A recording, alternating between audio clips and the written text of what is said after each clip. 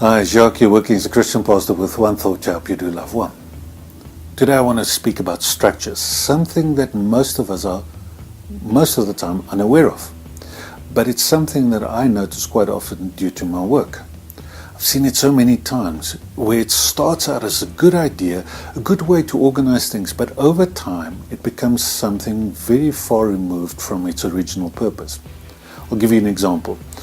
I recently was invited to a meeting to discuss a very important matter that affected many churches. Now, the meeting was held in an amazing building that was designed to form a centralized hub for the coordination of relief to the poor from.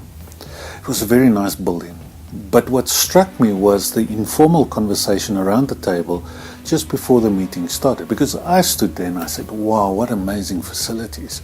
But I was not prepared for the people's response. The response around the table was maintaining the building and keeping the support staff has grown to such a challenge, to such an extent, that the original purpose of the congregation, the relief to the poor, was no longer the objective, the main thing that they were fighting for in that building. Now the fight was to keep staff and to maintain the impressive building.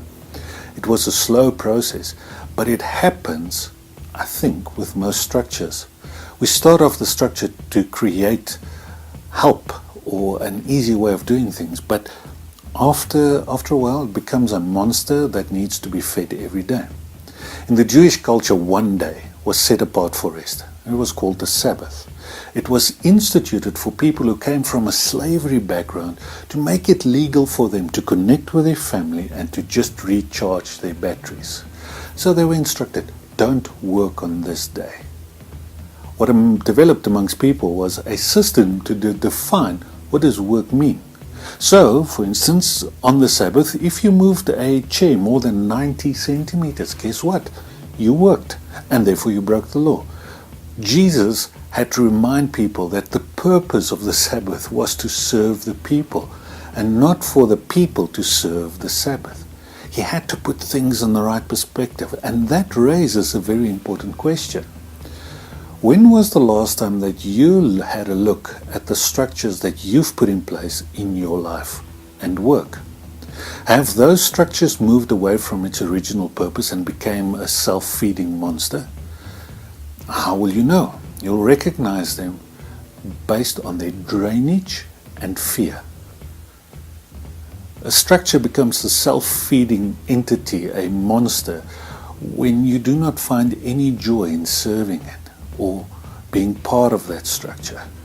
But you also recognize it because it creates fear, the possibility of what will happen if it's no longer there.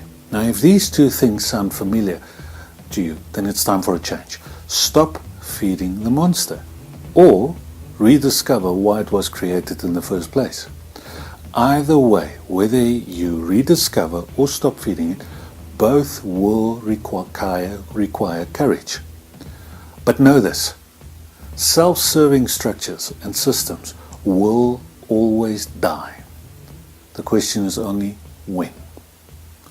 So today, don't feed the monster. Don't feed the monster.